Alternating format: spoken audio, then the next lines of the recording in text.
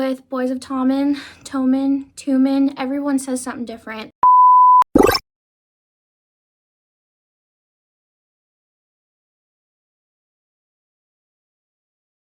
Hey guys, what's up? It's Ashley. Welcome back to my channel, and I am here with the mid-year freakout tag. So this is the first time I've ever done one of these, so I did scour a few different booktubers to look for questions. A lot of them had the same ones. Some of them had different ones than others. Some of them added some extras. So I'm just gonna go off of the one that I found common through most of them. So yeah, let's just talk about the books that I've been reading so far for 2023. First question is the best book you've read so far this year. So I actually have two. One is a reread, one was a new release. So I'm going with Keeping 13 and Redeeming 6. Obviously, this was my reread from November. That was the first time I read it. And then I reread it in March. Basically, once Saving 6 came out, I read it and I decided to get this crazy idea in my head, like, hey, let's change the reading order here. So as soon as I finished Saving 6, I read Binding and then Keeping, and then I was ready for Redeeming 6 by the time it came out. For a reread, I really enjoyed that reading order. It like gave you a whole new way to look at it, and I liked it. But yeah, these are definitely my top reads so far of the year. I don't see that changing unless Boys of Toman book 5 comes out this year, then who knows, but so far these two, they keep the top spot. Next question is the best sequel that you have read so far. So I interpreted this question as like the best second book in a series, I guess. So I went with Daisy Jones. Oh, wrong Daisy. I'm not the muse, okay? I'm the somebody. Daisy hates, which is funny because I fucking love this book. It was Infinity Stars. I am one of the people that I actually prefer Daisy to Magnolia. Don't get me wrong, I love Magnolia, but Daisy just, there was just something special about her. Like, I love her whole laundry thing. Like, that is just, yeah. But for a sequel, I really enjoyed this. This was also, it had parts from Magnolia Parks, but in different perspectives. And I do like when books do that, when you are reading one in the same universe and you've kind of already seen this timeline, but you're getting the timeline from other characters now. But I love this. I am so excited to read Daisy Hates The Great Undoing, but I have to read Magnolia Parks: The Long Way Home first, and I've heard that book is a lot of pain, so I just need to get to it. But yeah, this was my favorite sequel.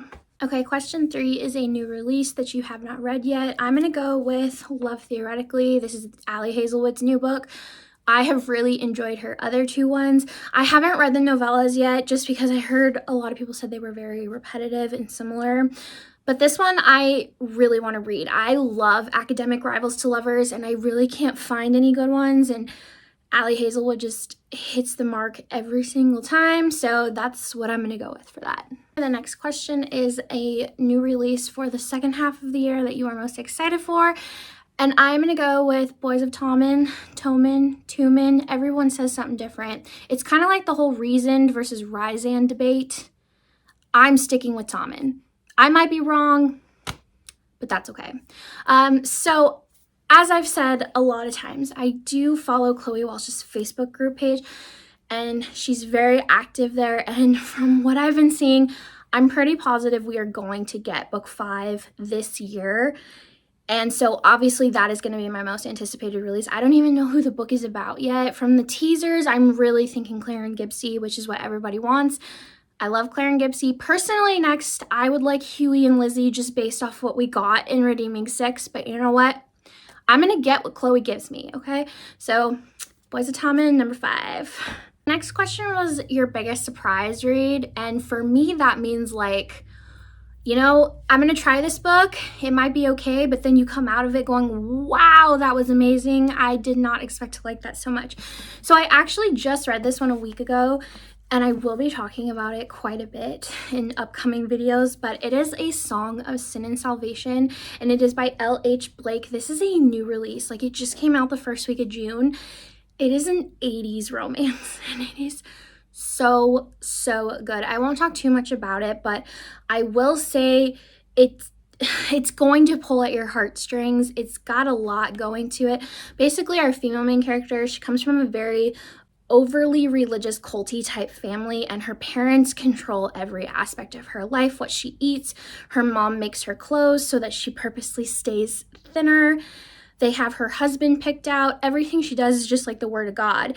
And then in next door moves our bad boy, and he dreams of becoming a rock star. That's his only goal in life. Don't let girls distract you. And they just have this amazing meet cute and this romance, and it's a slow burn, but oh my God, this was amazing. I read it on my Kindle and I had to jump at ordering this book. I mean, look how pretty that is. But yeah, this was a big surprise. So definitely add it to your list if you can.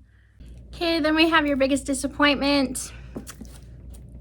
Y'all, I really wanted to like this. I really did. It took me like 6 weeks to read it. I started it beginning of December and I didn't finish it until halfway through January, and I didn't want to.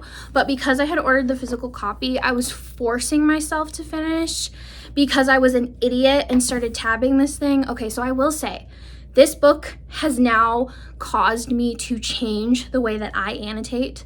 I now have a rule. I am not going to annotate until like 30% halfway through the book, like when I know this book is good. That way, if I don't like it, I can resell it. But this one, it was boring. I don't get the hype. The characters were very one-dimensional. There were too many characters. It was so basic. It was just another hockey romance. I was bored.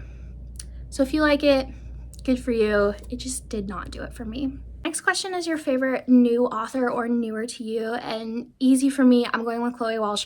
So when I first read the first two Boys of Tommen books, it was the end of 2022. It was around Thanksgiving time, and it put me in a slump like through December. And so in December, I picked up her first series, the Broken series.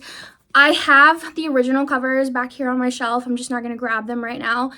She did update the covers. They are now discreet, very pretty. Here's what they look like. I'm going to order them, so I have those too.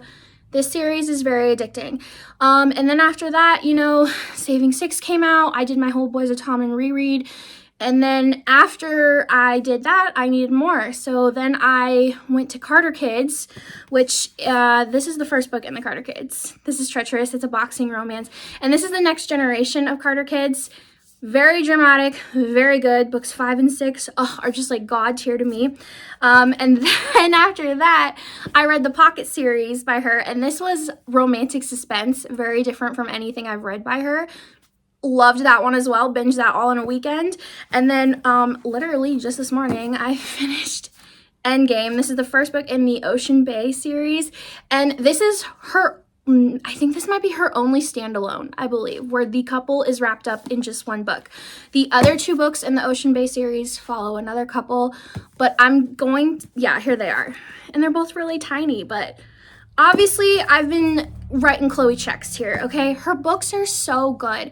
I can't express that enough. I know so many people love Boys of Tommen.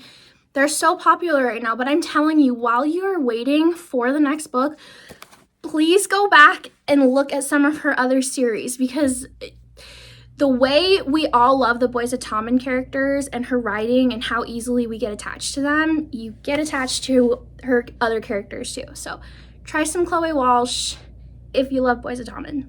All right, then we have newest fictional crush. Now, normally I would say Joey Lynch, but I fell in love with Joey Lynch when I read Binding and Keeping 13. So don't hit me for this one. Don't delete me, cancel me.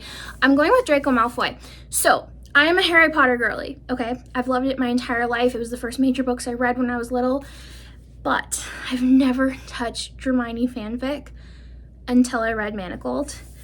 I even ordered myself a binded copy. Now, I did order this before Sinlin Yu said you can't commission them anymore, so I got it before then, but Draco Malfoy has just awakened something in me, and I need more, and I think about him daily. So yeah, if you have some more fanfic that is your favorite Hermione that is not Manacled, let me know, please. I need it. Okay, then next, a book that made you cry, obviously, Redeeming Six. This has a lot in it. I cried a lot during this book. I knew a lot of things that were going to happen because we are getting a new perspective in Joey's side from Keeping 13, so I knew a lot what was coming. and it was awful. It was horrible. I cried a lot. I needed to take a lot of breaks, but it gave me what I wanted. And then the next question happens to be the book that made you the happiest. Coincidentally, it also happens to be Redeeming 6. So, like I said, this book literally gave me everything I wanted. It made me cry, and it also made me happy. The parts in here that made me happy, I was like kicking my feet in the air. All of the Joey and Mama Kavanaugh moments that I have been waiting for, I loved it. I loved the ending, how they are bringing Joey and Aoife into this circle, what they're doing with that. And yes, so this book just made me very happy. It made me very sad, but it also made me very happy. Okay, and the most beautiful book you bought so far this year. Now, technically, I bought this in the fall.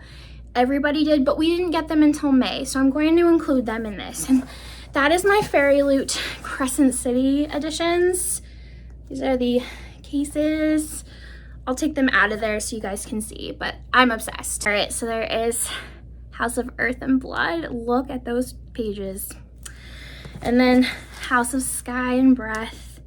So pretty. And then we have stuff on the inside. Now, funny story, I haven't read Crescent City yet, but I want to. It is definitely the top of my list. I just think I'm gonna wait around Christmas time, closer to CC3. And I also still haven't read the Throne of Glass series. I have the first 2 books. I wanna read those first. I need to. My life's just a mess right now, okay? And for our last question, the books that you need to read before the end of the year. All of them, a lot of them, too many of them. I read 200 books last year, you guys, so yeah, I'm just gonna go with all of them, okay? There's a lot on my list I need to read. If you wanna see that, you can go to my Goodreads, my Want to Read. A lot of them are there, but yeah, I just need to read all the books, okay? All right, so that is gonna do it for my very quick and chaotic mid-year freakout tag. Like I said, we are halfway through the year now, and I believe as of this morning, I have read 114 books so far. Today is June 25th, so we will see if I beat 200. I don't know. I mean, I read a lot last year when I should have been working, but you know what? Whatever, it got done. So anyways, as always, don't forget to hit like, comment, and subscribe, and I'll see you guys next time. Bye.